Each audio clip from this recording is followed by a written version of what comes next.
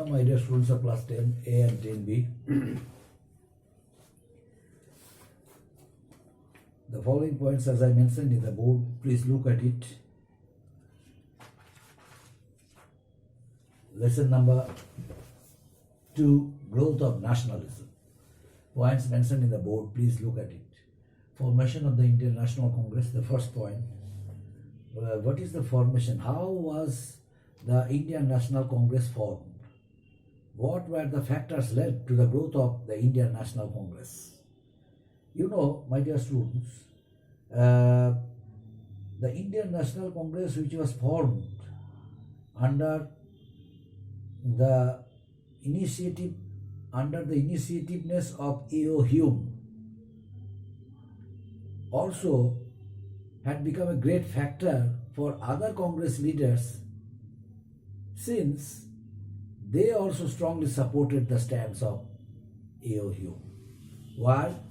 Because the two early nationalists, Dadabhai Naoroji and Surendranath Banerjee, they set up their own political organizations, and it was due to an effort of Surendranath Banerjee that idea came to his mind that that political organization which was established by himself should be given an all-Indian character, and hence he gave it an all-Indian character. Meanwhile, A.O. Hume, an ex-civilian of British administration, after his retirement, he decided to establish an organization in order to remove contrast between the British and the Indians, in order to fulfill their aims and objectives. The organization he intended to establish. Meanwhile, Viceroy of India utilized it as the safety valve of the British administration. He openly declared it that it was nothing but a safety valve of the British administration. One link will be there between the British and the Indian National Congress. That means it would work as the safety valve of the Congress. And then he also strongly supported the stance of A.O. Hume. Why? Because A.O. Hume was not only a person, not only an ex-civilian, but also a critic, a journalist, and also a writer. That's why he felt the necessity to do something better for Indian people, so that their grievances must be removed and they can lead a very happy life during British rule also. That's why Lord Dufferin, the Viceroy, rightly quoted that line, the Indian National Congress would be used as safety valve of British administration. Who was he? He was the Viceroy of India. What's the name of him? His name was Lord Dufferin. Lord Dufferin decided to utilize the Indian National Congress as the safety valve of the British administration. Next point, my dear student, role of A.O. Hume. A.O. Hume, from the very, very beginning, was determined to establish a political organization of the Indian people of all Indian character. It is due to that reason Surendranath Banerjee, who already had established two political organizations for removing the distress of Indian people in consultation with the British. These two, the last one of Surendranath Banerjee, the last organization of Surendranath Banerjee was merged with Indian National Congress. And in which year? In the year 1885. You know, in the year 1884, Hume, in consultation with Indian leaders, established the foundation, led the foundation of Indian National Congress. But afterwards, in the year 1885, under the presidency of Umesh Chandra Banerjee, 78 delegates attended its first session, which was held in Mumbai, under the presidency of W.C. Banerjee. But Radhabhai Nauroji suggested the union of Surendranath Banerjee to be merged with Indian National Congress. As a result of it, the foundation of Indian National Congress was led on December 28, 1885.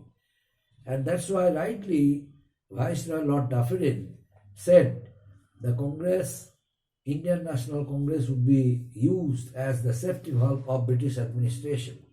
Now, next point, reaction against the formation of Indian National Congress by the British.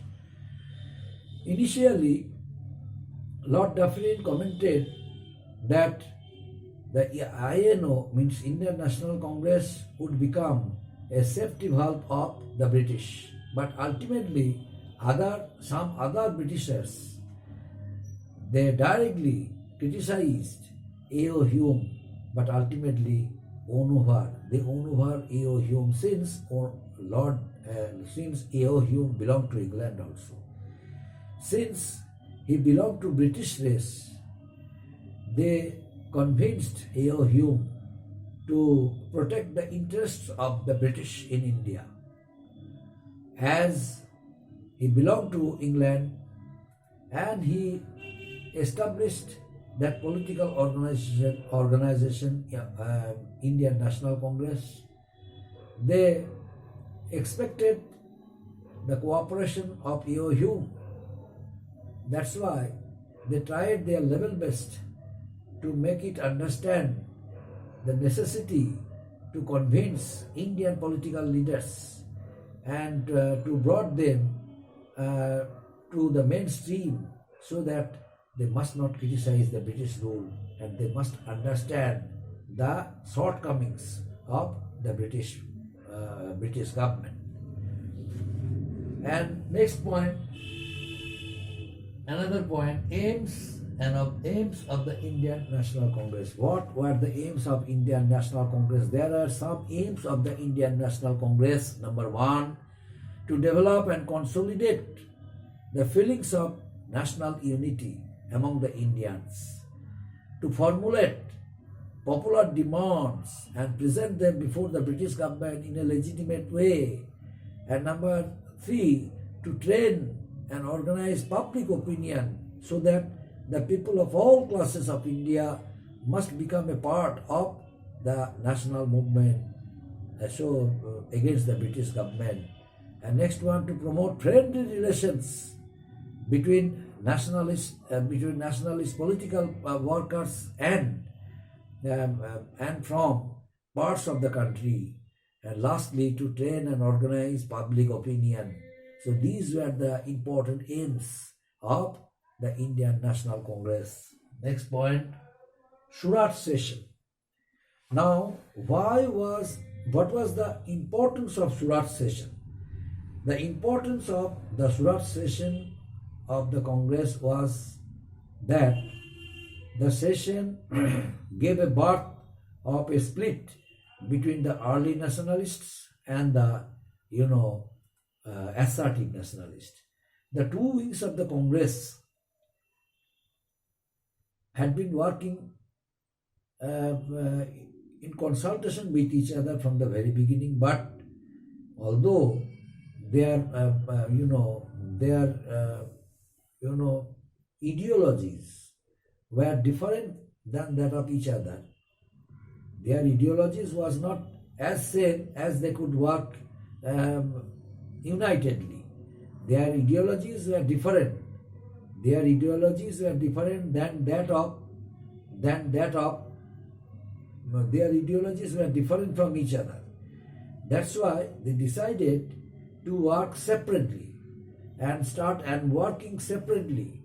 But sometimes they, while conducting sessions of different sessions under the programs of Indian National Congress, they were attending it, but they had no good relationship. But that relationship was totally strained during the Surat session of the Congress. Why? Because Bal Gangadhar Tilak, an eminent leader of the assertive group, assertive nationalists, suggested a name to be the president of the Surat session of the Congress. The name was Lala Lajpat Rai. But the early nationalists suggested the name of Ras Bihari Ghosh to be the president of the Surat session of the Congress. And ultimately, Ras Bihari Ghosh became the president of the Surat session of the Congress of 1907. And as soon as he became the president of the Surat session of the Congress, the assertive nationalist left the meeting, left the session, and hence the early nationalists suspended them for 10 years from the Congress. Since the early nationalists were major in numbers, that's why they, whatever resolution and decision they took, it was realized, and so the assertive nationalists remained outside the Congress for about a decade. But ultimately, in the year 1916, both the two wings of the Congress they joined hands collectively, and once again they started working in consultation with each other in the interest of the country's freedom, country's liberty, for the call of their motherland against the British rule in India. So these were the reasons, my dear students. The growth of nationalism also had become a great factor for Indian people against the British rule. The growth of nationalism encouraged them to write poems, to criticize the British government's policies, to organize meetings and seminars against them, and to make public opinion, and at the same time to try their level best to try to and also encourage them to produce their demands before the British government in a peaceful manner. But most of their demands were not accepted by the British, and hence the two wings of the Congress, their relationship was strained.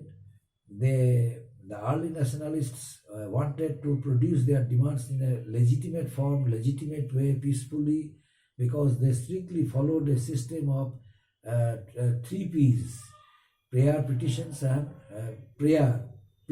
and protest. But the assertive nationalists, they wanted immediate result. That's why they adopted the policy of violence. They felt that the British would not understand the language of love and sympathy. That's why they openly said the British can understand only the language of violence. That's why they have to be violent against the British, so that the British must accept their demands. That's why the relationship between the two wings of the Congress was strained, and ultimately the assertive nationalists remained outside the Congress for about 10 years. And afterwards, after 10 years, this assertive group leaders, they joined hands with the early nationalists, in the Lucknow session of the Congress in the year 1916. That's why the Lucknow session of the Congress, my dear students, had a very important factor for the people of India, because the people of India also were also had become enthusiastic. In a sense, the two wings joined hands collectively, unitedly, and started working unitedly for making the country free from the British rule.